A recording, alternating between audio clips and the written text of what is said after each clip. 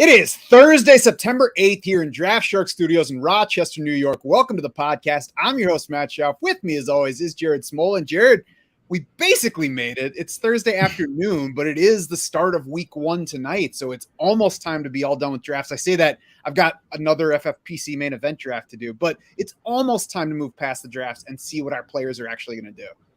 I'm done drafting. I did my last one last night. I was setting lineups this morning, so I'm into that mode. Did FFPC waivers last night, so I'm starting to get into that mode. Not sure I'm conditioned for this podcast. It's going to be like an hour and a half long. I'm not ready for it yet, but we'll see. I'll try to pace myself.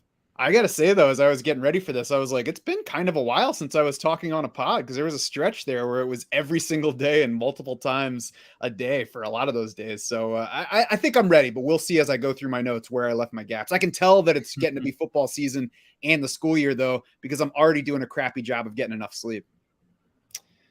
Yeah, I'm with you there. I'm too tired for it to be week one, but we'll push through it. We're used to it, right? That's right. It's the grind, baby. That's why they call it a grind. Otherwise, it would be a walk in the park. So we'll start with the Thursday night game. For anybody who has not watched the show before, we come at you every Thursday.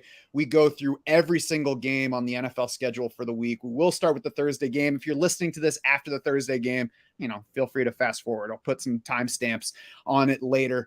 But the Bills and the Rams are going to open up on Thursday night. The Bills are 2.5-point favorites on the road. It opened as Rams by 1, but then moved quite a bit. The over-under is 52, Jared, and I think that kind of points to how attractive this matchup is for fantasy, much more than the specific matchups of the defenses against the offenses.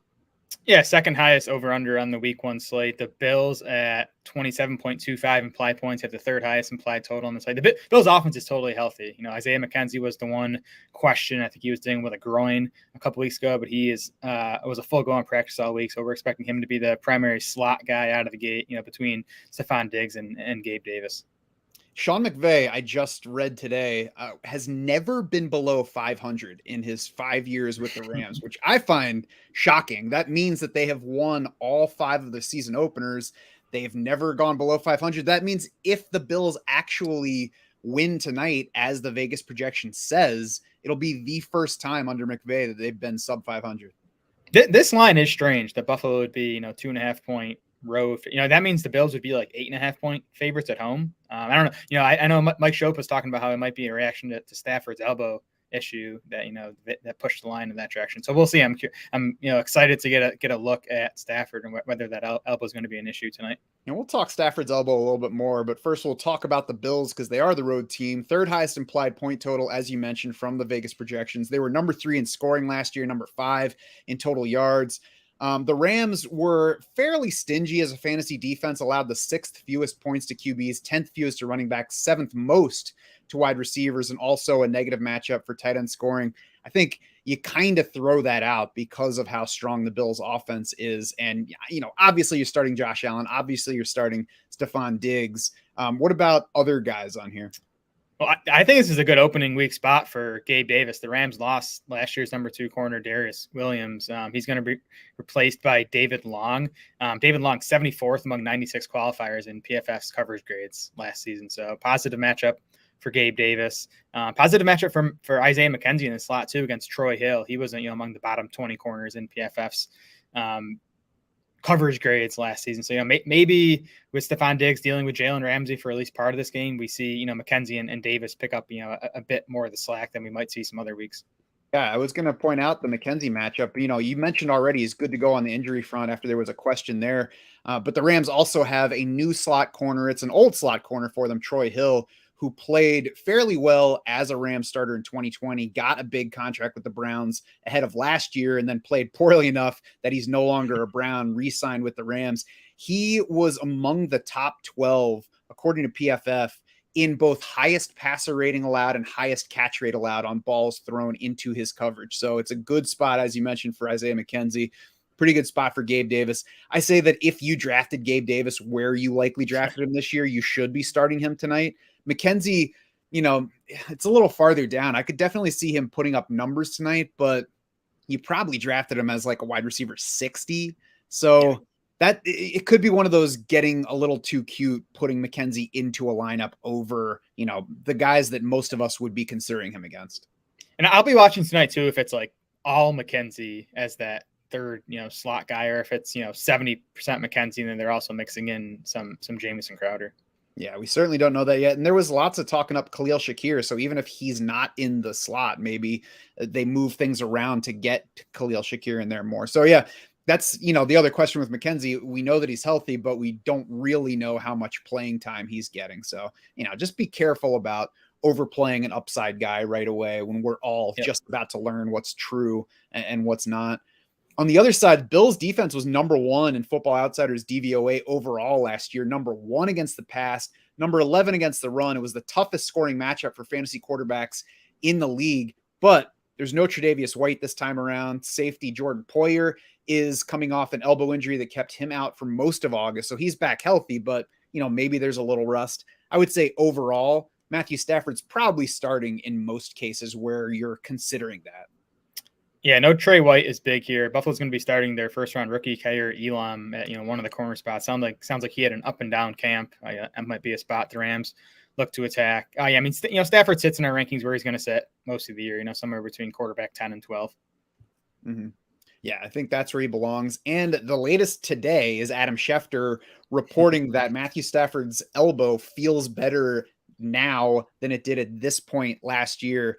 I saw a Mike Florio reaction to that where he's openly wondering whether Schefter is like sharing that stuff as like a favor to whoever his source is that's trying to make things sound better than they might be for the Rams.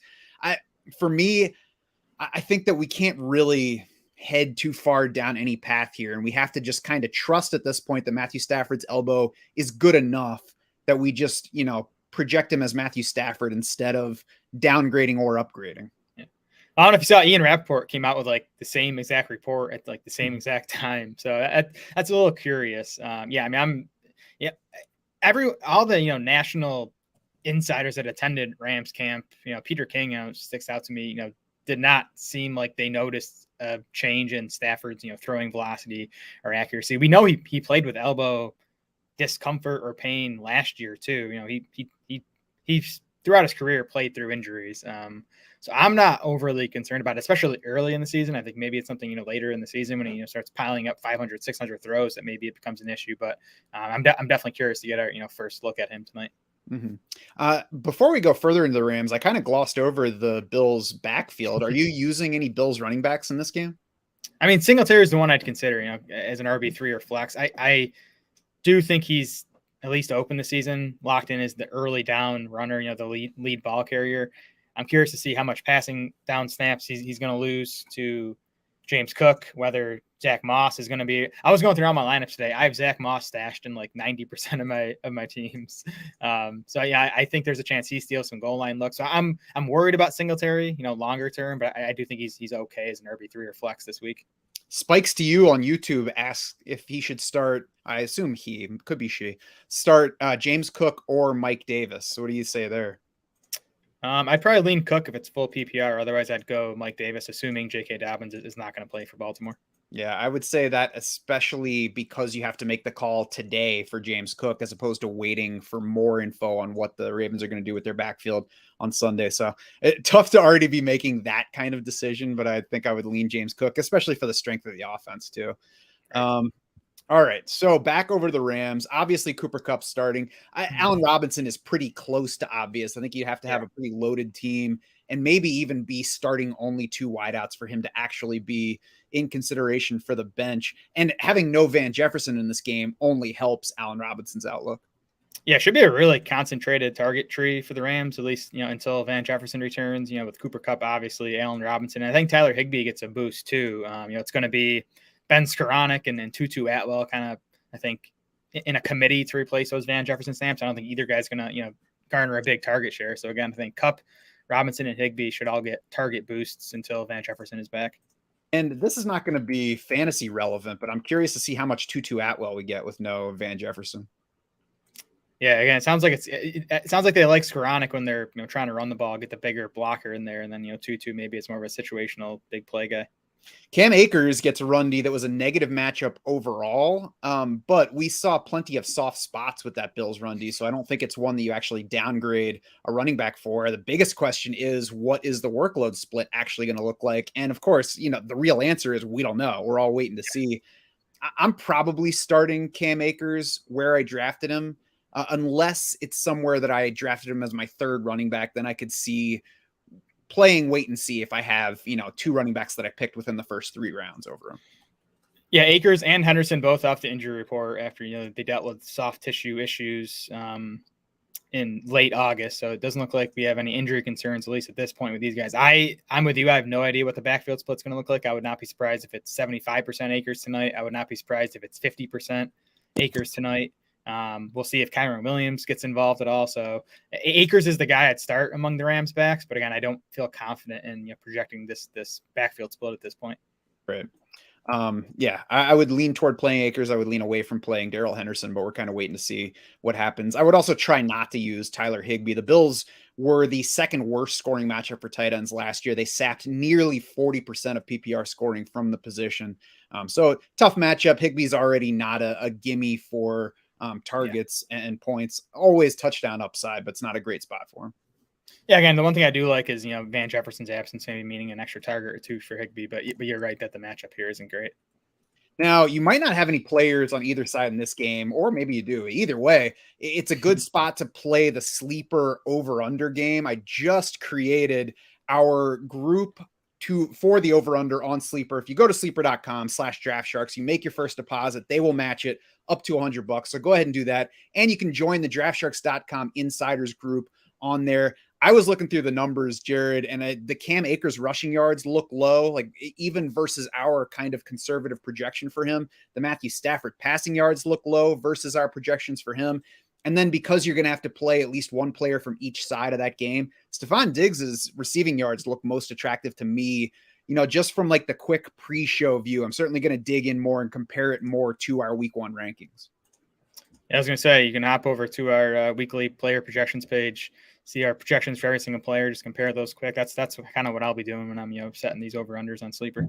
Yeah, sleeper.com/draftsharks, make a deposit, they'll match it, and then you can join us in that group, and we can all help each other make good picks and make some money this year. For now, let's move on to the Sunday games. New Orleans Saints at Atlanta Falcons. The Saints by 5.5. That's up 2 from where it opened. Over under 42.5. And I think that is a pretty good indication of just how attractive a fantasy game this is going to be, which is to say not all that attractive. The Falcons' 3rd friendliest to quarterback scoring last year, 5th friendliest to wide receivers. That said, Jared, I think that the Saints have every reason to try to run as much as possible in this game. And then the heavy line in their favor, only further backs that scenario. Yeah, decent 24-point team total for the Saints. So, you're okay using guys on this side of the ball. We'll see about Michael Thomas. That's the big question for the Saints after, he finally got over the ankle stuff. He hurt a hamstring late in August. He was limited in Wednesday's practice, but head coach Dennis Allen was kind of non-committal on Thomas's availability for this one. If Thomas is out, you feel much better about using Chris Olave and Jarvis Landry. But I think, Alvin Kamara, obviously the top fantasy option here. I think he's a great play. He's someone I'll be considering in DFS. The Falcons struggled against running backs, both on the ground and in the passing game last season. Yeah, 6th friendliest to RB scoring last year. I mean, we saw games last year where Jameis Winston threw like 23 passes. I would not be surprised at all if we get something like that here. So I would prefer not to play any Saints pass catchers. Certainly, the deeper you get, the more sense you can make out of Chris Olave or Jarvis Landry. But I would prefer to wait and see on this passing game where possible. A lot of Olave buzz. He had a pretty nice preseason. Caught a pass in Jameis Winston's one appearance. Again, if Thomas is out, I think that's when I'd be considering Olave in standard sized fantasy leagues. I mean, there should be Chris Olave buzz right now, right? He's an exciting player to watch. He was a 1st-round pick, 13th overall. So just an offense I would rather see for a week at least before I start playing people not named Alvin Kamara. And we'll see about Mark Ingram. Maybe there will be enough carries there. But, again, you'd have to be down in Mike Davis or Kenyon Drake territory for Mark Ingram to make sense, I think. Exactly. The Saints defense was number 3 in DVOA last year, 4th against the pass, 1st against the run.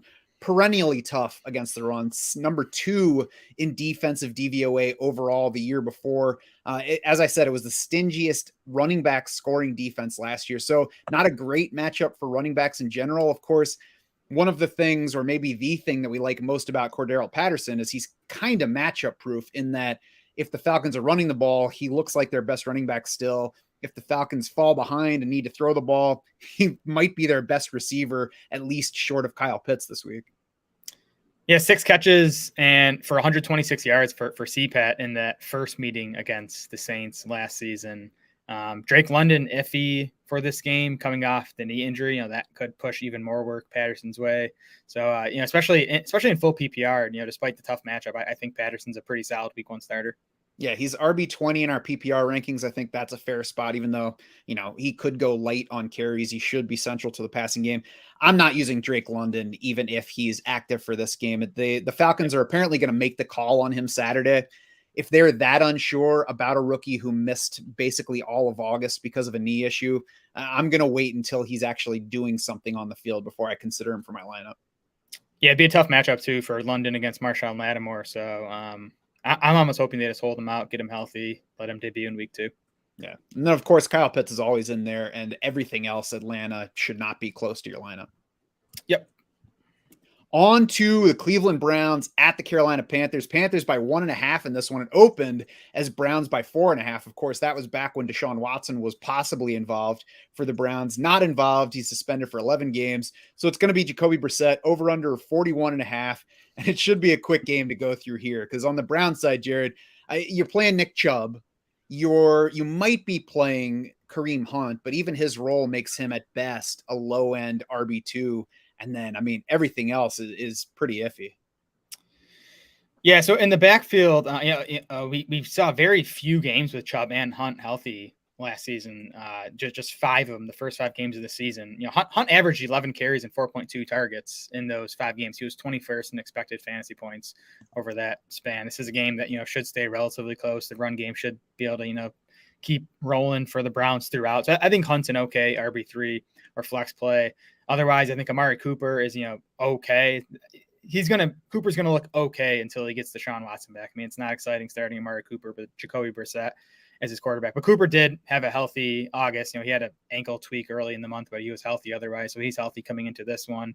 And then I think David Njoku is in play, as a spot start option, lower end, tight end 1. Encouraging preseason usage for Njoku. Got the route rate we're looking to see. And I think there's a good chance that he's the second option in this passing game, at least early on in the season. Mm-hmm. Amari Cooper checks in wide receiver 38 in our week 1 rankings. David Njoku tight end 18. So, like Jared said, they can be fringe options, but certainly not guys that that we want to start this week or that you should look to as centerpieces to your lineup. On the Panthers side, Christian McCaffrey, obviously, DJ Moore, obviously, and besides that, it's a no thanks for me. Yep, that's it for me too. First game under new OC Ben McAdoo. We'll see what that means for the offense. We'll see how Baker looks in a revenge game. Maybe he wants to, stick it to his former team. But McCaffrey and DJ Moore, and that's it for the Panthers. I think this is a good place to play the defense on either side. You've got the low point total, and we've got some turnover / sack potential between the quarterbacks. For sure. Jacksonville Jaguars at the Washington Commanders. Commanders by 2.5. That's down by a point and a half from where it started. Over under 43.5. This game certainly could go over that total, but it's also the first chance that we get to actually see these Jaguars and see how much of the upside that we've been projecting into it is really there. The strength of schedule page on draftsharks.com has Washington as the top scoring matchup for fantasy quarterbacks last year. Of course, we don't have any numbers to go on this year yet, so kind of guessing on that front, but it was a very friendly matchup to quarterback scoring last year. It was 4th friendliest to wide receiver scoring. It was neutral to slightly negative for RB scoring. Jared, I would love to say that Trevor Lawrence is a good play this week. I would love to stick him in lineups, but it's probably wiser to say, I'll start him on a team where I waited on quarterback and took Lawrence plus somebody else in that range. Otherwise, It probably should be more of a DFS thing than pushing him ahead of somebody like Matthew Stafford. Yeah, for sure. I mean, if you waited super long in your draft to take quarterbacks and ended up with Lawrence as your quarterback one, this matchup wouldn't scare me away from using him. No Chase Young for Washington either, so that helps. I like what we saw from Lawrence in the Jags offense in the preseason. He didn't put up massive numbers, but I thought he looked comfortable. We saw Christian Kirk get the encouraging usage in his one game.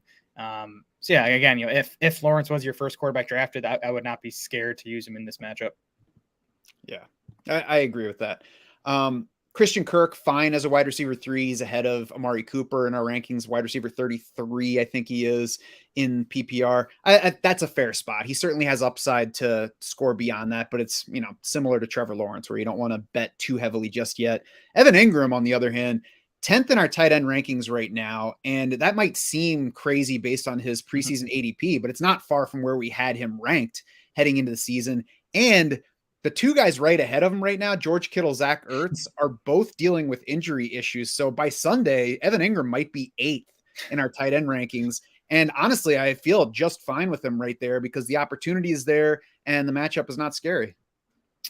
I'm already scared that we're so high on Evan Ingram. Like all the numbers say we should be. We'll see if it pans out. But yeah, I do think he's a fine lower end tight end one option this week. Nothing scary about this Washington matchup. They were 15th in adjusted points allowed to tight ends last season. And, again, you say high, but it's tight end 10 right now, tight end 8 in the week 1 rankings. We had him, right around that range. So it's not like we had Evan Ingram tight end 3. And the whole thing about why you drafted him this year is because you could draft him late enough that there was no risk. So consider him a starter this week. We'll see where it goes from here, but I certainly remain optimistic. And speaking of optimism, the Jaguars are quite optimistic about James Robinson, who will apparently head into week 1 with no limitations on the Achilles tendon that he tore in week 16 last year. Doug Peterson said he might even get worked heavily in this game at trying to control the pace. That's per an ESPN report. He did say, we'll see how things go in the game. We have to get in the game and see about the flow of things, but it sounds like he's not hesitant to play James Robinson because of the ankle. Because of the Achilles, right? When we know it's a tough injury. We saw Cam Akers try to return from that, a few months quicker than Robinson will be on Sunday. But it's always wait and see for me on these running backs coming back from Achilles. I'd be surprised if Robinson plays a big role. I would not be starting him this week, and I still feel comfy starting Travis Etienne despite Robinson's return. That's definitely been quicker than I expected for Robinson. Yeah, I agree with all of that. And it's one of those things that I'm anxious to see how they split the work between those, how many touches we really get for Travis Etienne. Really, I never would have guessed, I don't know, a year ago, maybe just before Doug Peterson got hired. That's probably, I never would have guessed at that point how much I'd be looking forward to seeing the Jacksonville Jaguars offense in week 1. Same. On the Washington side, Antonio Gibson is inside our top 20 running backs this week. And Jared, I think the RB18 ranking for him might be closer to his floor than like an optimistic projection, barring, of course, an injury or an early game fumble. Yeah, I mean, we still don't have him for a big pass catching role. Because if you remember, in games with J.D. McKissic healthy last season, Gibson averaged just 2.3 targets per game. Now we averaged 15.4 carries. And I think that's about where we have him at. So again, I think he's a good carry bet. Game flow should work in his favor, or at least not work against him in this game against the Jags. It's a bit scary just because it seems like Washington just hates this guy. They have him on the kick return team. They obviously wanted to put him behind Robinson on the depth chart. So it's a little scary, but I also don't envision Washington handing J.D. McKissic the ball 12 times. So I think they kind of have to give Gibson that volume until Brian Robinson comes back. Yeah. Now we do know that they are willing to give McKissic the ball, if they need to. So I think if we get an early game fumble from Antonio Gibson, that could be it for his day. And we could just get like a J.D. McKissic, 19 touch game. So let's hope that doesn't happen. If you did draft Gibson, you're hoping he gets off to a hot start and then you can trade him before Brian Robinson gets back onto the field. And, we're all kind of waiting to see when Brian Robinson will be back. It sounds like he's progressing. He's off crutches, but it's not like we have a list of this is how long it took running backs to come off of 2 lower body gunshot wounds. Exactly. Terry McLaurin's obviously a starter. The only other guy that I'm even thinking about is Jahan Dotson. And it's kind of like Trevor Lawrence for me here, Jared. I would love to say it's a good spot for Dotson, flashy preseason. There's upside to him. I do think that there's upside, but I also have absolutely no idea how he's actually going to look in an NFL regular season. I have absolutely no idea how Carson Wentz is going to look with the team, how those two are going to work together in real games. So it would be better to not play him. Yeah, definitely prefer to wait and see on Dotson. It does, based on preseason action, it does look like he's locked in as the number 2 wide receiver. It's going to be McLaurin and Dotson and 2 wide receiver sets. Curtis Samuel coming on the field when Washington goes 3 wide. So Dotson and Samuel, guys worth stashing, but yeah, you should not need to use either of those guys this week. Mm-hmm. Anything else from that game? We'll see if Logan Thomas plays. It sounds like there's a chance. He'll at least be back at some point in September. Not a guy you should be using in week 1 lineups, but if you happen to go undrafted in your league, I think he's worth stashing as a tight end too. Mm-hmm. Philadelphia Eagles at Detroit Lions. Eagles by 4 in this one, over under 48.5. Detroit was the 3rd friendliest running back scoring matchup last year, neutral versus quarterbacks and wide receivers. Not sure how much that's going to matter for this Philly team after the way they spent the offseason. Jalen Hurts, AJ Brown are obviously starters. If you've watched any of our other stuff, then Dallas Goedert is obviously a starter for you at this point. I would bet, Jared, that Miles Sanders finishes higher than our RB31 ranking for him this week. But as I look at the guys ahead of him on the list, I'm not sure that he's a better bet for touches than many, if any, of the guys ahead of him. So he might be one of those that, I can start if I did kind of a 0 RB thing and he's my first or second running back. Otherwise, it's probably a little bit more wait and see just to find out what his workload's like. Yeah, I mean, definitely a good spot for Sanders.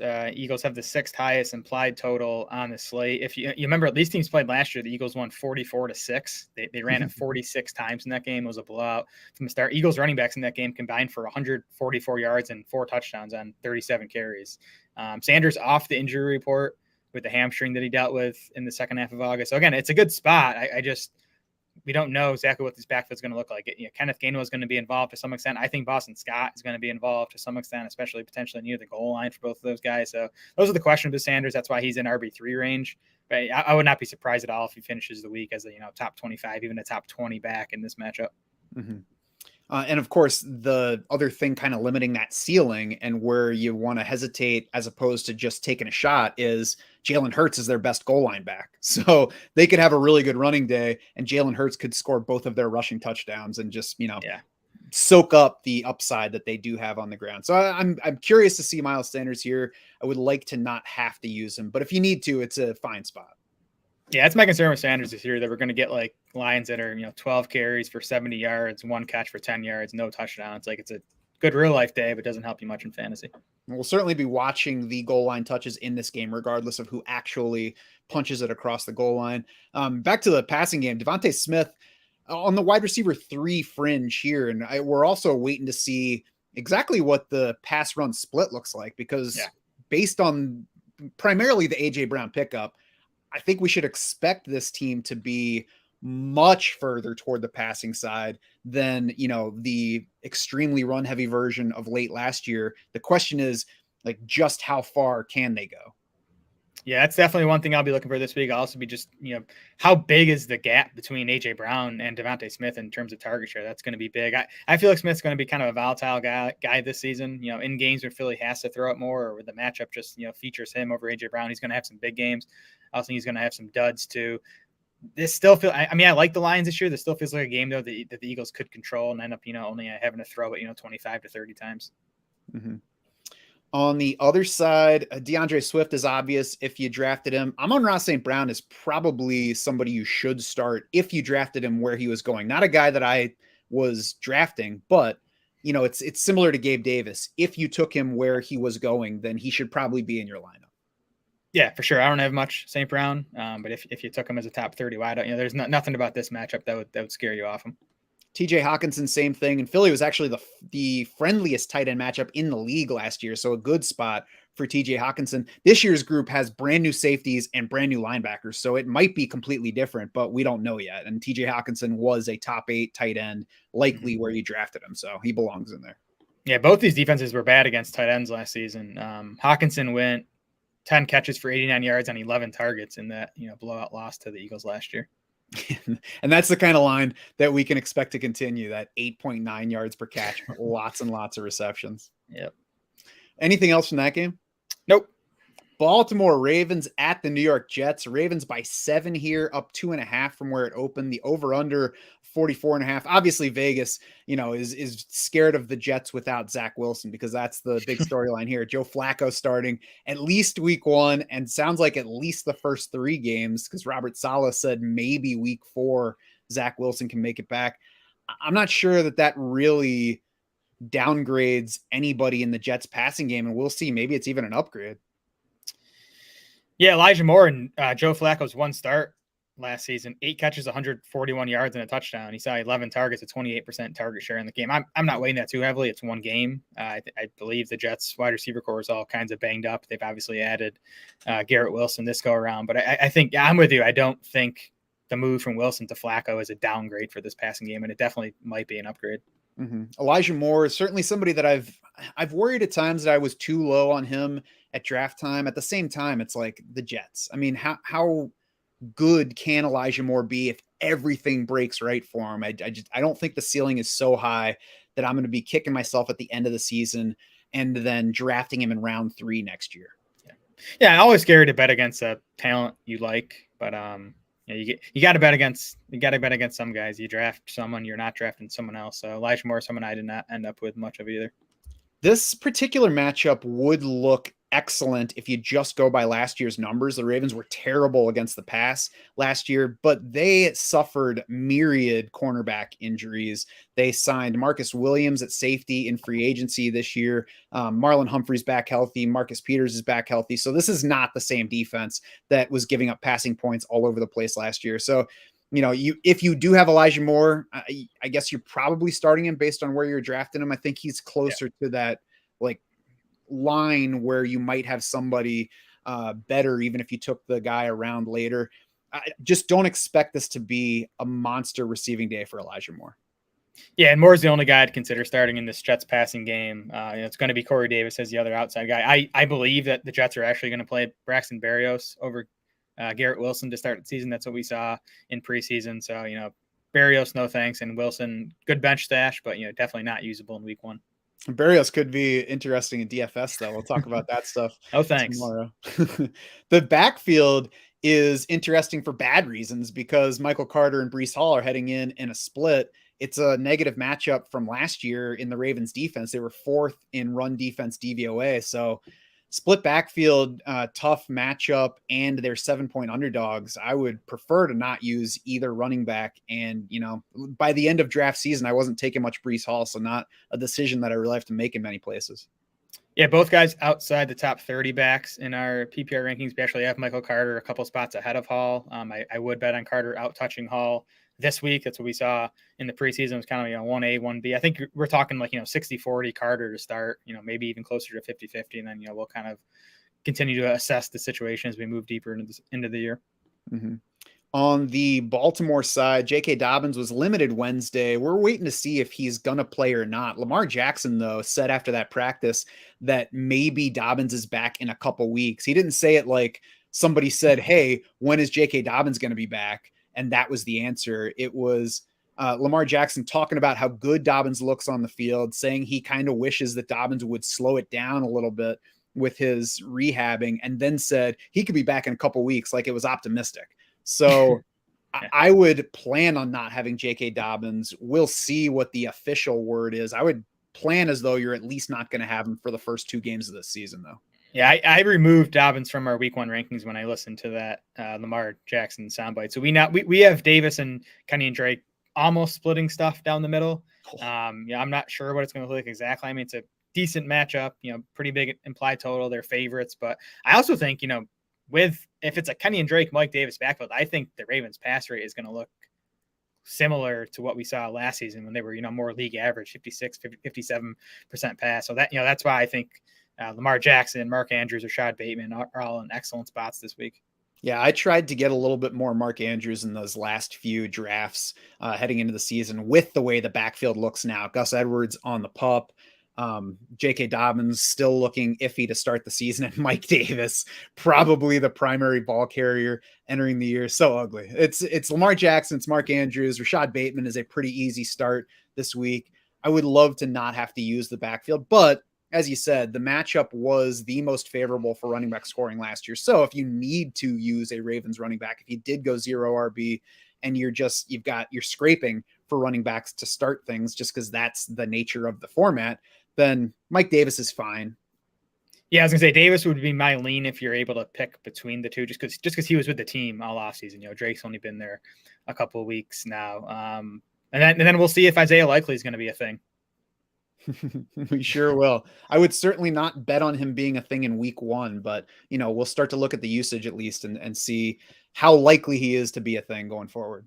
Yep. Anything else from that matchup? That's it.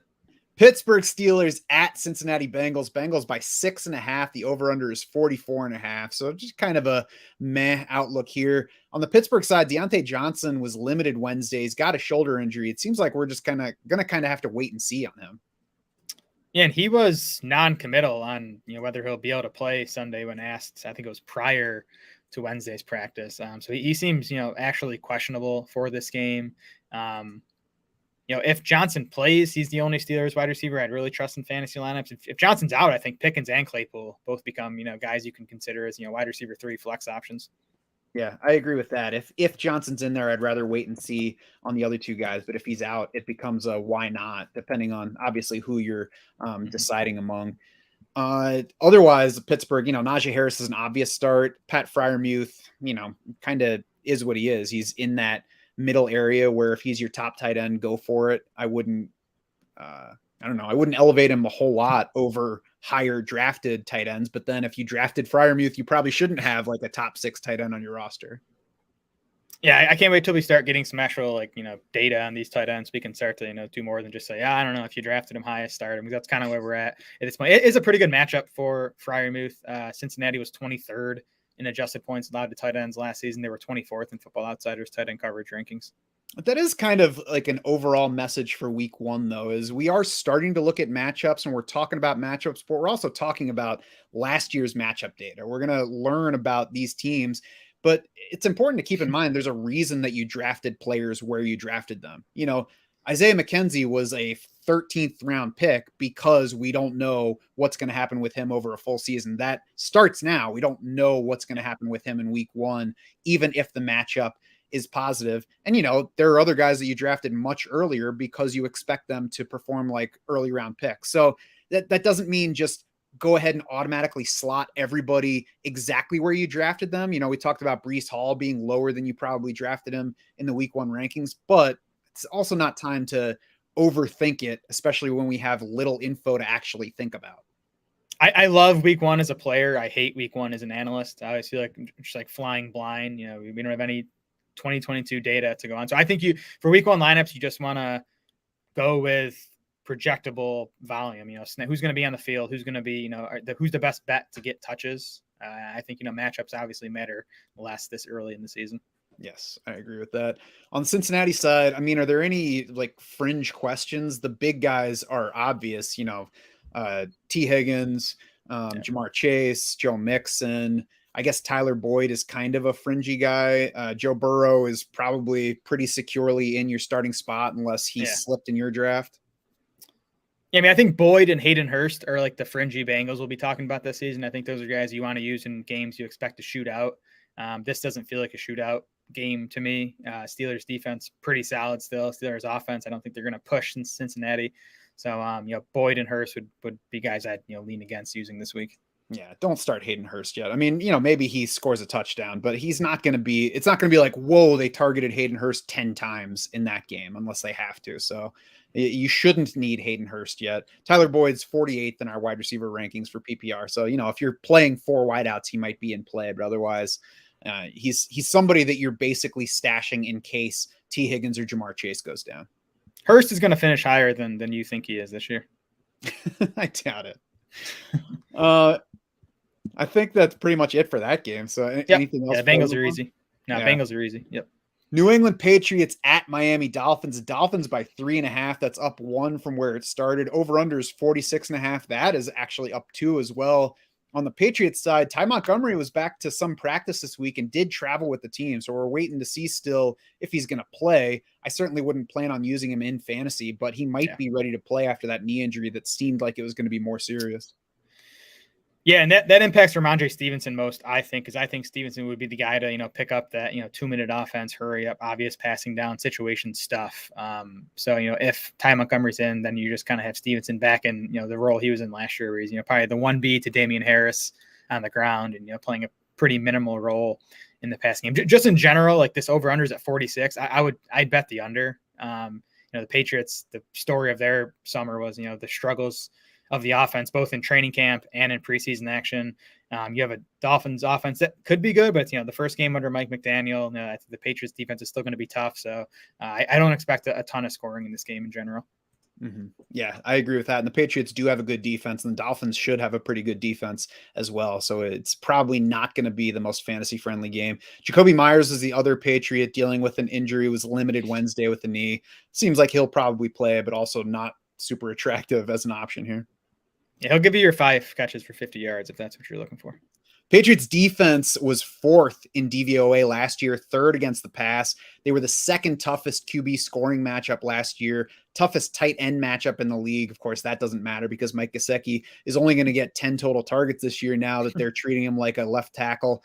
We've got a couple injuries on the Miami side to monitor. Jalen Waddle, Chase Edmonds. Chase Edmonds with a groin was limited Wednesday. Jalen Waddle apparently practiced without a sleeve on the leg that had been an issue in August. It would be nice to not have to use Jalen Waddle this week, Jared, but I think between these two, I would be closer to using Jalen Waddle than I would Chase Edmonds given their situations. Yeah, I mean, Waddle sits probably 10 spots lower in our week 1 rankings than he will most weeks. That's partly matchup, but mostly just due to that injury. And I'm not super concerned about the actual injury at this point, but it's just the fact that he missed, most of August, in this new offense. He's a young player, so I would not be surprised if he gets off to a slower start. The Edmonds injury, we know nothing about. When he popped up on the injury report yesterday, it was the first we heard of it. He wasn't limited in practice, which, is obviously better than being sidelined. So I'm still expecting Edmonds to play. And to be kind of, the 1A to Raheem Mostert's 1B as a ball carrier. I think Edmonds should handle most of the pass catching stuff out of this backfield. New England, by the way, before I was into Edmonds this week before this groin injury. We'll keep an eye on it, but New England really struggled against pass catching backs last season. Football Outsiders had them 29th in running back coverage, and they allowed the 4th most receiving yards to running backs last year. So it could be a good matchup for Edmonds in the passing game if that groin is not an issue. And the Patriots remain strong in the secondary. So if we get good reports like he is nearly full strength or whatever heading into Sunday, then I'd be fine with that. But as it is, I'm very wary of Chase Edmonds, who hasn't seemed like he's a good play-through pain guy. Not judging his pain tolerance, but there have been a number of times where he heads in with an injury and leaves early. So I would try to lean against Chase Edmonds, especially because he's already the kind of back that we don't really know what the workload's going to look like. We don't know exactly what the split's going to be like with Raheem Mostert. And, they have plenty of pass catchers available where they don't need to pepper Chase Edmonds with targets. So if he's looking like a starter for me, I would certainly keep an eye on his situation pretty closely leading up to Sunday game time. Yeah, and grab Raheem Mostert if he's available in your league. I feel like he probably went undrafted in quite a few leagues when we weren't sure if it was going to be Mostert and Michelle as the number 2. But, Mostert's the clear number 2 guy now. He has experience in this offensive system, and, Edmonds is already dealing with an injury. Yes, I agree with that. I said it jokingly, but Mike Gesicki is not an option this week unless you really need him. And otherwise, I'm just not really strongly considering anything else. Obviously, Tyreek Hill is starting in nearly all cases. Tua, I would certainly prefer not to use. Agreed. Tua is a good, if you waited and took Trevor Lawrence and Tua Tagovailoa, I would absolutely start Trevor Lawrence over Tua this week. Me too. So let's hope somebody did that so you can start Trevor Lawrence. I don't know if I did that anywhere. San Francisco 49ers at Chicago Bears. 49ers by 7, over under 41, down 1 point from where it began. And the biggest fantasy storyline here is George Kittle, who apparently suffered a groin injury Monday, was not practicing Wednesday. Of course, have not seen yet the practice report for Thursday, but we're going to have to watch Kittle this week. We know that he's a guy who can play even if he doesn't practice at all. But I would guess that the Niners would lean a bit more cautious than daring as far as playing Kittle if there's any question about that groin injury. Yeah, that's a terrifying start to the season if you drafted Kittle and he's already dealing with a groin injury with his history. So we'll keep an eye on that. This is a game where I don't expect the Niners to have to do much in the passing game. I think you could see, like 18 Trey Lance pass attempts and, like 40 runs between Lance and the running back. So, if Kittle's out, Debo and Ayuk become easier to trust. I mean, you're starting Debo, I'm sure, if you drafted him in the second or even third round. Ayuk's a fringy guy who, to me, would become a solid wide receiver 3 if George Kittle doesn't play this weekend. Yeah, I agree with that. And certainly upside into the wide receiver 2 range, depending on how Trey Lance plays. But yeah, an offense that I would rather be a little bit, I don't know, conservative with using if I have other, at least similar options. Backfield should probably start Elijah Mitchell, especially with them being 7-point favorites. It sounds like he's the number 1 running back there. And, we'll see what the work split looks like. Yeah, Mitchell's healthy right now. He missed a couple weeks in August, but was back at practice by the end of the month and is not on this week's injury report. So he should be the clear lead guy. This is a game where he could get 20 plus carries. And Trey Lance is probably in your lineup pretty much always, right, Jared? Yeah, unless and until he's benched for Jimmy G. Right. On the Bears side, lowest implied point total of the week at 17 by 1.5 below the next lowest team. So Vegas does not like Justin Fields in week 1. I always like Justin Fields, but you should probably be apprehensive about starting Justin Fields right away. We'll see where it goes. And then it's basically him, Darnell Mooney, David Montgomery, and Cole Kmet are the guys that you're considering. Justin Fields probably not starting for teams this week. What about the other guys for you? Yeah, I fear for Justin Fields' health in this game. When you look at that 49ers pass rush against the Bears O-line, he's going to be running for his life. So hopefully he makes it out of this one healthy. Yeah, I would, Fields quarterback 2 option only. Mooney, he should dominate targets this season anyways. He should really dominate targets this week with Velus Jones. Missed practice on Wednesday. He might not play in this game. Byron Pringle's just working his way back from an injury that cost him most of August. So I don't even know. It might still be Equanimeous St. Brown as the number 2 wide receiver here. So, Mooney could get, 30, 35% of Chicago's targets in this game. So even in a bad matchup, he's starting for you. Kmet I'm going to say the same thing about Kmet every week. Like, he's a decent volume bet, but he's not an exciting player and it's not an exciting offense to me. So I'm not excited to use him in fantasy, but he probably won't kill you.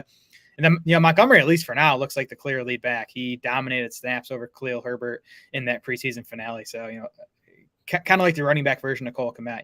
Montgomery's a volume-based play. Not exciting, but, he has a decent floor just based on those touches. I think it's 45% targets for Mooney this week, 40% for Cole Kmet, and then 5% for David Montgomery. Sounds right.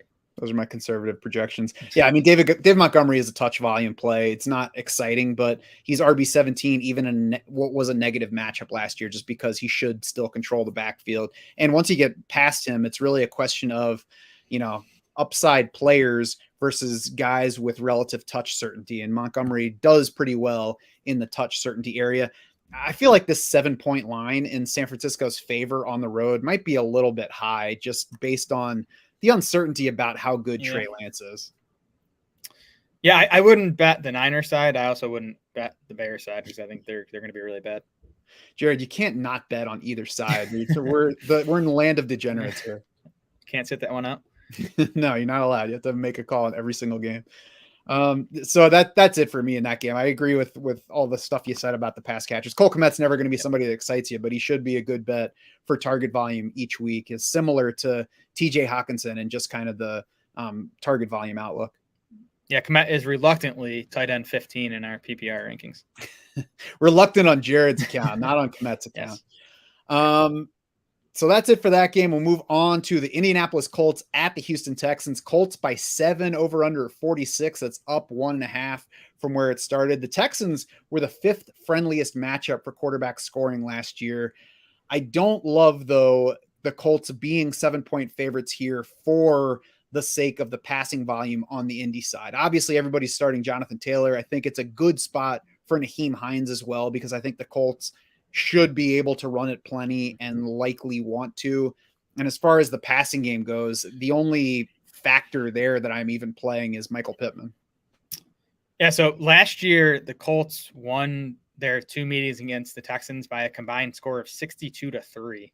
Now, not surprisingly, with that score, they had 74 rushes and just 42 pass attempts in those 2 games. I would obviously expect this game to be closer. I do think Houston's going to be a bit better this season, but it really should be a Jonathan Taylor type game for the Colts. 20 plus carries. He dominated the Texans in both of their matchups last year. So, Paris Campbell, Alec Pierce, guys I'm intrigued by, but to me this week it's just Michael Pittman in the Colts passing games. I don't think it's going to be high volume. And then on the other side, I mean, Brandon Cooks is probably in your lineup, especially if you drafted him where we said to. He is in a similar range in our week 1 rankings as to where he was in the preseason wide receiver rankings. Otherwise, not a whole lot that's attractive. And I mean, Dameon Pierce was the exciting name heading into the season. I say was, probably still is, but he finds a Colts defense that was number 3 in DVOA against the run last year. So not a great matchup, especially as a 7-point underdog for his opener. I would say that's a problem with Pierce. Like, if he's not getting the passing game usage, and at least out of the gate, I don't think he's gonna. In the preseason, it was still Rex Burkhead playing over Pierce in obvious passing situation. So, if he's not getting that stuff, and he's a 7-point underdog, that's generally a pretty low floor spot to use a guy. So, Pierce is in play as an RB3. And again, but I'll be keeping a close eye on how much use he gets in the passing game. And in most cases, he probably still went round 6 or later. I did see him get as high as round 4 in, I think it was a Football Guys Players Championship draft, which I thought was too early at the time. So, if you grab Dameon Pierce in round 3, then I guess go ahead and use him. But keep in mind that through all the buzz, he was probably a round 6 or later pick, and there's time for him to pay off. It doesn't have to happen in week 1. Yeah, 30th in our PPR rankings is Dameon Pierce. And same thing for Nico Collins, but to a lesser degree. He was a hot name in best ball drafting, especially. But if he's in your starting plans in week 1, then your team's in rough shape. Yeah, and I'd say the same too for Brevin Jordan. Encouraging preseason usage where he was up around an 80% route rate. If that stays, during the regular season, he's going to be someone we can use in the right matchups. And this actually is a decent matchup against the Colts. But it's week 1. Yeah. Hopefully you drafted Jordan as your tight end too, and you have someone more reliable to use over him this week. Here's a specific Dameon Pierce question from Connor LaRose on YouTube. Dameon Pierce, Rashad Penny, MVS, Darnell Mooney. We got to pick one of those players for PPR. Jared, who do you favor? It's Mooney pretty easily for me with the full PPR. I agree. And we'll get to the Seattle game in a while, but probably not a great setting for rushing volume there, although it's the Seahawks, so they're probably going to run the ball plenty. But yeah, I like the target upside for Mooney, as we already talked about. He's going to get at least 45% target share this week. New York Giants at Tennessee Titans. Titans by 5.5. That's down a point from where it opened. 43.5 over under, which is also down a point.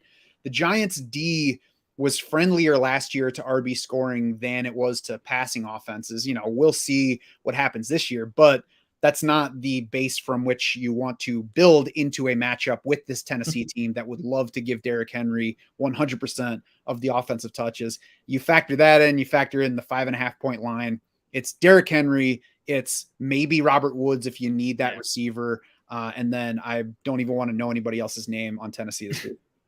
Right. I mean, you've Tennessee, 5.5, 6 point home favorites. You have Woods in his first game back from the ACL last year. You have Treylon Burks coming off a pretty rough preseason.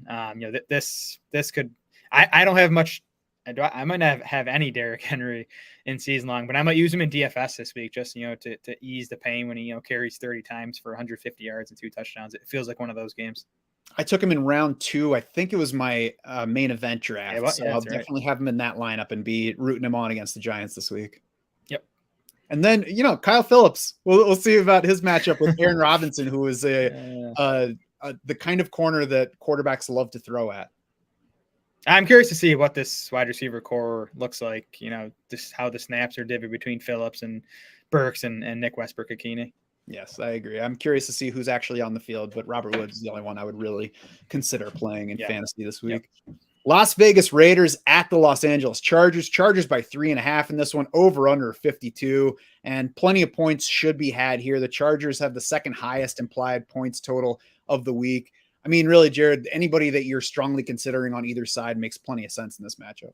Yeah, it is funny from an efficiency standpoint. Both these quarterbacks struggled against these, in this matchup last season. They were both below 60% completion rate. Derek Carr just 5.5 yards per attempt in 2 meetings with the Chargers. But Carr has Devontae Adams this time around. That's going to help. The Chargers without J.C. Jackson, their big free agent addition, was expected to be the number 1 corner. So that's a big matchup upgrade for Devontae Adams. So Carr, like he's gonna for most of the season, he's in like quarterback 12 to quarterback 15 range. If you took him as your quarterback 1, this is obviously a nice spot to use, and this should be a high scoring game. I would probably play Trevor Lawrence over Derek Carr in my own lineup, though. Wow, really? I'd go Carr.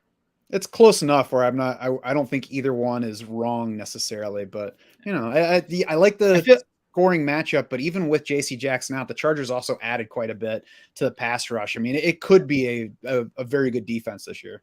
Yeah. Well, I mean, the game has the 52-point over-under, second highest of the week.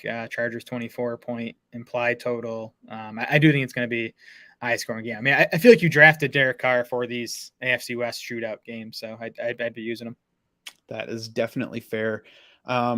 Josh Jacobs, I think, belongs in the starting lineup. The Chargers have showed us that they don't care about stopping the run. So if anything, this might be the time for Josh Jacobs. Now, you can't project him too high because we don't really know what the Raiders are going to do touch-wise, but there's a chance that the Raiders show us this week that it was silly to worry about Josh Jacobs because of Zamir White and because of Amir Abdullah. And if he does get, 18 carries and 3 targets, it's a pretty good day.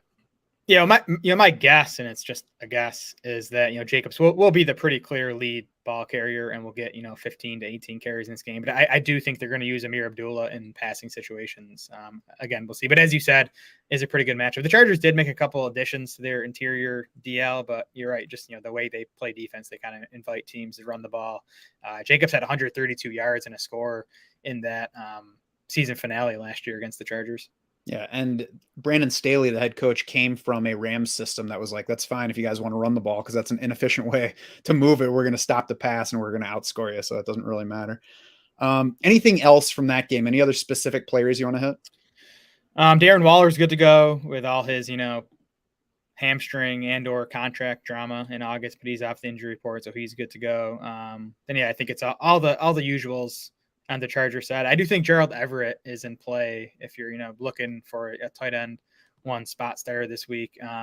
Jared Cook, whoever is, replacing as the Chargers tight end, he went 6 catches, 70 yards and a touchdown in the first meeting with Vegas last year, and then 4 catches for 80 yards in the second meeting. We'll see how that matchup stands up to tight ends this year. But, like we said before, if you're expecting plenty of points in this game, that makes tight ends good plays because those guys tend to be touchdown dependent. Who would you play between Gerald Everett and Evan Engram in a PPR lineup? I'd go Engram in PPR. If non-PPR, I might go Everett just as the better touchdown bet. Yeah, I could see that. Monique wants to know on YouTube about Hunter Renfrow in this game. This is the full question. Need a good flex play. We got Hunter Renfrow, Devontae Smith, Julio Jones, Devin Singletary, Cordero Patterson. It is a PPR league. Jared, who do you like among those 5 options for PPR flex? Frantically scrolling through our projections to see. So, I mean, my gut call is either Patterson or Renfrow. Our projections have Patterson highest in PPR among those guys. Yeah, I would probably lean Hunter Renfrow here over Patterson just because I think he's a little bit better bet for opportunity volume. We talk about Cordero Patterson being matchup proof, but if the Falcons are serious about lowering his touch count on the ground, it seems like he's a lock for target volume, but it's not hard for a guy to become not a lock for target volume. So I don't think it's a guarantee for Patterson, and he's in a worse team and he's in a worse situation for fantasy upside. So I think ultimately I would probably play Hunter Renfrow in PPR flex among these options. Yeah, I think game environment's the edge for Renfrow there. And I think either Renfrow or Patterson are nice flex options in a PPR league this week. Green Bay Packers at the Minnesota Vikings. Packers by 1.5, over under of 47. It's down 1.5 from where it started. Alan Lazard, no practice Wednesday. He's got apparently an ankle issue. I believe that's how it was listed. He was stepped on, according to his coach last week. I'm not playing Alan Lazard this week. I wouldn't want to play him anyway, so it's nice to have something specific to point to. I don't have that decision to make because I might have a few shares of Lazard in best ball, but I set my lineups this morning. I have no Allen Lazard in season long, but I mean, that's worse. It's worrisome if you're hoping to start Aaron Rodgers. I mean, it could be Romeo Doubs, Sammy Watkins, Randall Cobb as his 3 top wide receivers. We still don't know about Robert Tonyan. It seems like he has a chance to play coming off last year's knee injury, but even if he does, I would expect he'd be limited to some extent. This could be an 8 to 10 target game for Aaron Jones if Allen Lazard is out. Yeah, I mean, Aaron Jones, you're obviously starting if you drafted him as a second rounder. I think A.J. Dillon might be a little bit low in our week 1 rankings. You get to the point, like I said before, where, it's tough to know who are better bets for touches and opportunities, but I would start Dillon over Tony Pollard, who's ahead of him in our rankings right now. I'd probably start him over Chase Edmonds, especially because of the groin issue, probably over Kareem Hunt. So that puts A.J. Dillon about RB 25 on my list. I think that's kind of a fair level for him. Yes, we haven't projected for just 2 catches right now. I think that's what's probably hurting him in full PPR, but we also still have Lazard in the projections right now. So, if we end up knocking Lazard out, I'm sure, Dillon will add another catch or a catch and a half to that total, and he'd move up, quite a bit. Yeah, no Lazard makes A.J. Dillon the slot receiver. That's right. Robert Tonyan was also limited Wednesday. I'm certainly not considering using him until we actually see in real games a reason to use him. Yeah, another guy that's ahead of where I thought he'd be though a month ago, and it seems like we'll see him by the end of September. So another guy, if you're looking for a number 2 tight end, Tonyan could if he's healthy, he could actually have a nice season with the slack the Packers are trying to pick up with Devontae Adams' departure. Let's of course remember that the season he did have a nice season. He was like 18th in targets and first in touchdowns. But the target volume is what could improve this year versus that year with Adams gone. Right. On the Vikings side, obvious guys in play. Dalvin Cook's in your lineup. Justin Jefferson's in your lineup. We got Adam Thielen probably in lineups. It's not a great matchup for scoring overall. The Packers were pretty good on defense last year, and they have Jair Alexander, their top cornerback, healthy this year. So it could be a tough defense, but Adam Thielen, I think likely in plans for most people that drafted him. I think isn't Alexander a shadow guy when he's healthy? I think the Packers used him to shadow, so he might spend most or all the day on Jefferson. Just to me, if you drafted Adam Thielen, I'm starting him when he's healthy. I still think he's a potential top 25 wide receiver whenever he's healthy this season. So I feel fine using him in this matchup that should be pretty high scoring, in the Dome and in Minnesota. Kirk Cousins 341 yards and 3 touchdowns in his lone game against this Packers defense last season. So. Cousins is someone I like, over the guys we've been talking about, over Trevor Lawrence, even over Derek Carr. I would use Cousins over those guys this week. Mm-hmm. Yeah, I agree with that. KJ Osborne, probably want to wait and see what his target count's going to be like, especially not in a game that it doesn't look like it's going to be a shootout. Yeah, Irv Smith's the tough call for me on the Viking side. If you don't have one of these top 8, 10 tight ends, had the thumb surgery in early August that cost him the first 3 weeks of the month. He returned to practice on August 22nd, not on the injury report this week. So, the thumb's not an issue. It's just how much did he miss in those 3 weeks in this new Kevin O'Connell offense? And is he going to be ready for, a full workload in the opener? I would rather play Gerald Everett than Irv Smith this week while we're waiting to see. Fair. That's fair. Yep. Anybody else from that game? No. Kansas City Chiefs at the Arizona Cardinals. We got Chiefs by 6. It's up 3 points from where it opened. Over under 53.5. I believe that's the highest overall for the week. The Chiefs have the highest implied point total by 2 points, 29.75 points, despite being on the road at Arizona. I don't know. That seems like it might be a little bit too friendly. Although I wonder, Jared, if that's a signal to everybody that we've kind of been underrating the Chiefs off of, Tyreek Hill's departure. I was surprised when I saw, like you said, not only are the Chiefs the highest implied total of the week, but they're significantly the highest implied team total. I think they're being helped in that regard by the fact that this should be a shootout. The Cardinals offense should be able to score enough to continue to push the Chiefs.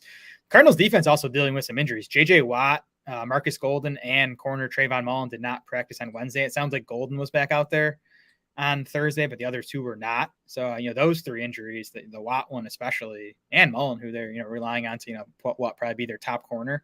I think those injuries might be, pushing that implied total for the Chiefs up a bit too. I'm not sure about top corner for Mullen, but the fact that they traded for a cornerback that the Raiders didn't want anymore certainly signals how good the secondary is for Arizona, and good meaning not very. So whatever role he's playing is not a good signal. And it's certainly ripe ground for the Chiefs to score points, as the Vegas projection says here. So if you've got Chiefs that you're considering closely, I would probably go ahead and play him. Juju says his knee is fully healed, so he should be good to use where you drafted him this year. We've talked about Juju Smith-Schuster quite a bit. I didn't draft him much, if at all, so it's not a decision I'm making, but similar to Amon-Ra St. Brown, if you drafted Juju for the price you paid for him, you should be starting him this week. For sure, yeah. I think Juju's to me, the only Chiefs receiver you can feel good about starting this week. I mean, the other guys have upside in this spot, and with Mahomes, obviously. To me, I'm confident Sky Moore is going to be the fourth in terms of, maybe even the fifth. I think he'll end up playing ahead of Justin Watson, but I don't think Moore is usable in fantasy this week. I don't know how snaps and targets will be divvied between Mecole Hardman and Marquez Valdes-Scantling. I'd consider both guys, risk reward wide receiver fours. Probably not going to see huge volume, but both guys are capable of making big plays and scoring a touchdown or two in this matchup. Yeah, like if you're considering playing Jacoby Myers or Tyler Boyd and weighing those guys against MVS or Mecole Hardman, I'd go ahead and play the Chief because I think the upside is much greater. Yeah, me too. That's the range you should be, using MVS or Hardman. On the Arizona side, obviously James Conner is about to start his historic run through fantasy defenses and lead you to a title. We've got Marquise Brown set up to be the wide receiver one. We've got Kyler Murray in a shootout to start the season. So you're starting those guys. What about everybody else here, Jared? Zach Ertz is the injury question. He was limited Wednesday with a calf. Limited Wednesday with a calf injury here. He suffered on August 4th. So he's been, dealing with this for over a month now. That's worrisome for a guy that's, well into his 30s at this point. We'll see. I would need to see him put in a full practice on Thursday or Friday to really want to use him in fantasy lineups this week, despite, what should be a good game environment, a shootout against the Chiefs. No DeAndre Hopkins, so our target's up for grabs.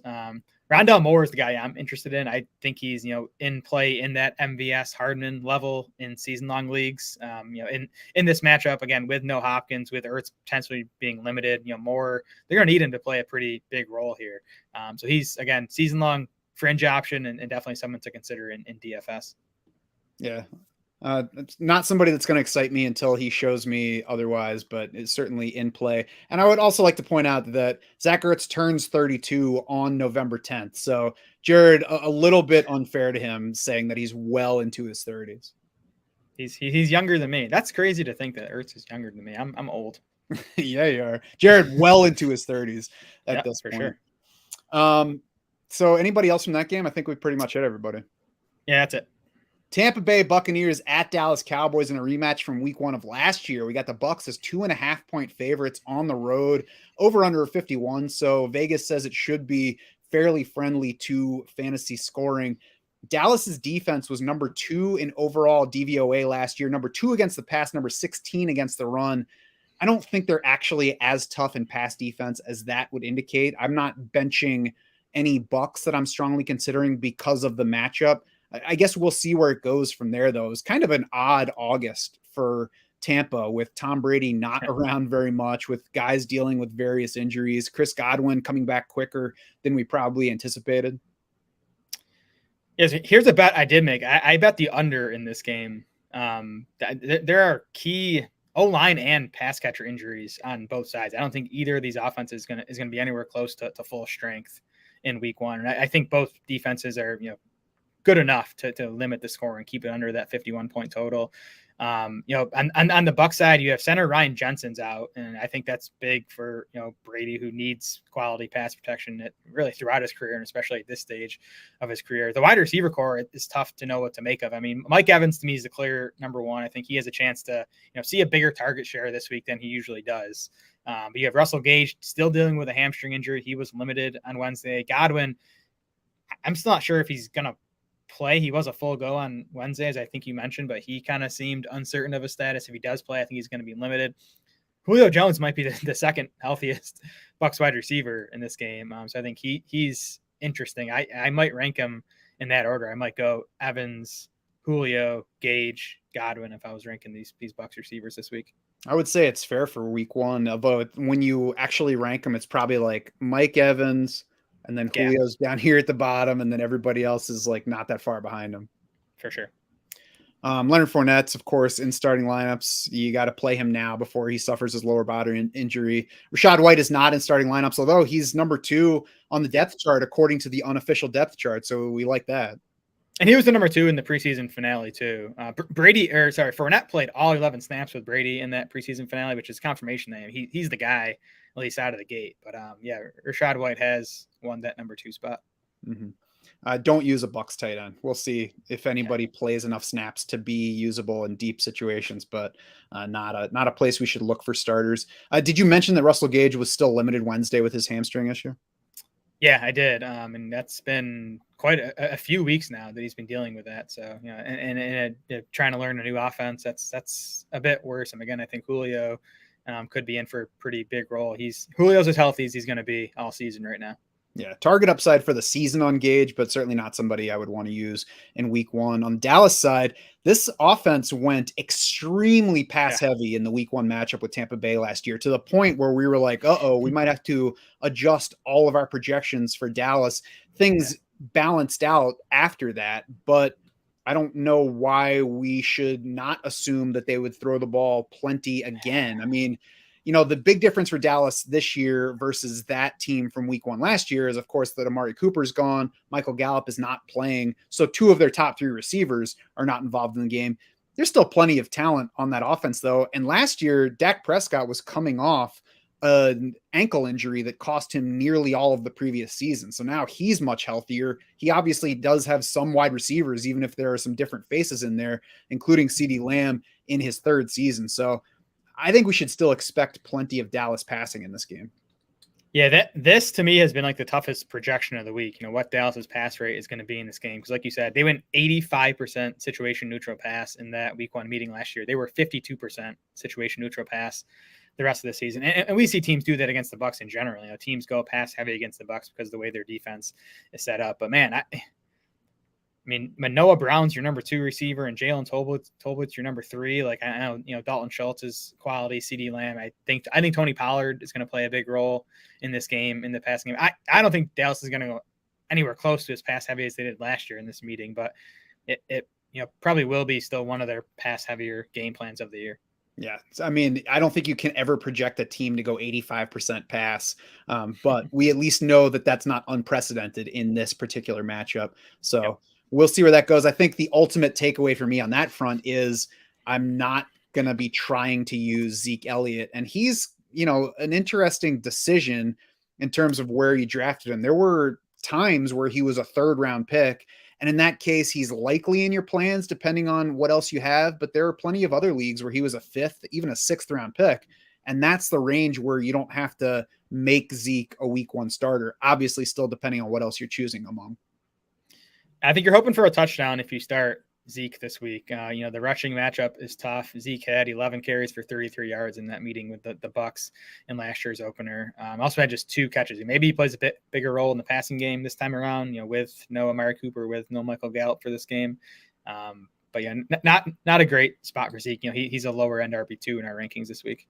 Mm-hmm. Before we move on to the next game, our sideline reporter, Az from last year, mentioned that Zach Ertz not at practice today. So it doesn't sound like the calf is doing well for him. We'll watch the Friday update and the game status, but it doesn't sound like Zach Ertz should be in your plans this week if you can help it. Grab Trey McBride in your deeper leagues. 2nd round rookie. Again, Ertz has been dealing with his calf for over a month now. I'm getting worried.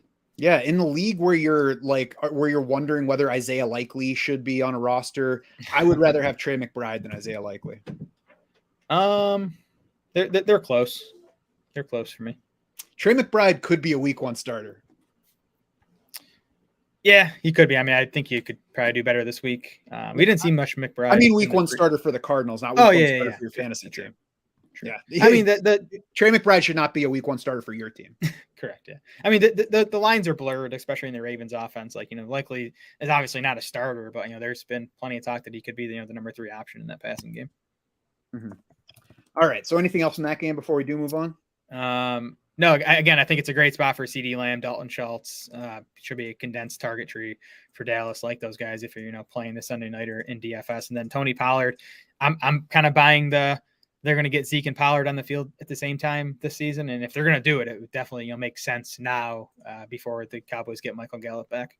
And we have seen Tony Pollard's role grow anyway, and they've been talking about getting him more involved in the passing game. So one of those that, we don't really know yet what his role is going to look like, or if he's going to fit into the scheme enough to get consistent enough touches with Zeke for us, but somebody that I would be a little bit more willing to go ahead and bet on this week than, I don't know, whatever other players are in a similar range, I guess. We're starting him in our, Draft Sharks staff main event team. Who are we starting him over there? In there? There's a couple wideouts we were considering, or I was considering since I'm running the team. I guess I have to pull it up. Yeah, I'll get back to you in like. I was going to put the "we" in air quotes because I don't know if we talked about that yet. I was named head coach. I'm running the squad. That's fair. I'm certainly not going to arm wrestle over Tony Pollard in week 1, but I'm curious. All right, so we need one of Pollard, Kadarius Toney, and Julio. Oh, yeah, I'm with Pollard there. Okay, good. All right, so now we're moving on to the final game of the week, the Monday nighter, the thrilling Monday nighter, where the Denver Broncos will visit the Seattle Seahawks. Unfortunately, for the NFL, we have the storyline of Russell Wilson facing his old team in this game, because otherwise it's just a garbage game that I would wonder why it even made primetime. Broncos by 6.5, up 2.5 from where it opened. The over-under is 44.5. That's up 3. So Vegas started out saying there's not going to be many points in this game. Still not an exciting fantasy spot, but it's certainly better looking if you have Denver players. Seattle was the second friendliest matchup for RB scoring last year. And that was before Bobby Wagner, the middle linebacker, left. He consistently put up strong run D grades, according to Pro Football Focus. Now that he's gone, I mean, Seattle's only going to get softer, and the offense certainly doesn't look like it's capable of running with most teams in terms of scoring points. So if you drafted Javonte Williams, it should be a great spot to have him in week 1, even if he's ceding more work than you want to Melvin Gordon. Yeah, I mean, there should be at least 25, maybe, 30, 35 carries to go around between those two backs this week. Seattle faced the third most running back carries last season because they were playing from behind so often. Seattle also got crushed by running backs in the passing game last year. They allowed 199 more receiving yards to running backs than any other team. And again, no Bobby Wagner's not going to help that. Yeah, I mean, it's not going to help anything. I mean, the defense wasn't good last year, and then it sent its captain away. So the Broncos should be able to do pretty much what they want in this game. Albert Okweg-Bunum gets a nice matchup as well. Seahawks were the second friendliest matchup for tight end scoring last year. They added 41% to PPR scoring for the position. So if you drafted Albert O, if you've got him and another mid-round tight end, nice spot for him, an upside spot, especially with Greg Dulcich starting the season on IR. Right. I don't know if Denver's coaching staff is sold on Albert O, but they really don't have a choice until Greg Dulcich is back. So I think he's going to be on the field. And like you said, it's a good matchup for Albert O. I do think that I would play Gerald Everett over Albert O, because even though it's a good matchup, Denver has Cortland Sutton, it has Jerry Jeudy, it does have KJ Hamler, it does have the running backs. Whereas with the Chargers, there's plenty of offensive talent, but the wide receiver is a little bit more concentrated, and Austin Eckler is, the only guy in the backfield. Yeah, I hope you don't have that decision, because I honestly don't know which way I'd go. They seem like very similar guys, tertiary targets in their offense, but in good spots where they're decent touchdown bets. Yeah, I mean, it's down in the range where you're more flipping a coin than actually making a decision, because we're talking about guys that are likely to get 4 or 5 targets. So it's going to come down to who's lucky in the end zone. Right. For sure. So in that case, go for the points in the Chargers game. I mentioned Jerry Jeudy, I mentioned Cortland Sutton. They're both in lineups for most teams, right? Oh, for sure. Yeah, I mean, I think where you drafted them, I'd be starting them this week. Nothing to worry about in the Seattle secondary. What would you do if you had Melvin Gordon on a team where Mike Davis is somebody you're actually considering starting in week 1? Melvin Gordon versus Mike Davis. That's Gordon pretty easily for me. I like it too. I think the volume will be similar, and I think Gordon's a better player, and I think his offense will score just as much as Baltimore's will this week. On the Seattle side of this, we don't need to spend too long because, like, DK Metcalf, you're probably playing. Tyler Lockett, you can probably wait because, even though I thought that he was a big value at draft time, we drafted him deep in wide receiver 4 range. We're going to wait and see what the QBs look like before we go starting him. And, even DK Metcalf, depending on how many wide receivers you drafted early, might not be somebody you need to use right away. Denver could also be a tough matchup for passing games. Seattle, of course, we know likes to run the ball, and Kenneth Walker remains unsure for week 1 because of his abdominal injury.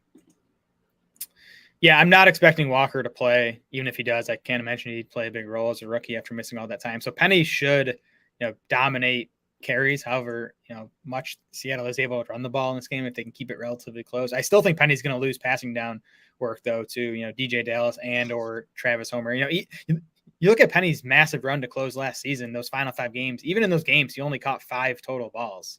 It was all rushing he was relying on. So he's still a scary fantasy play, but I do think he's playable this week, assuming Kenneth Walker is out.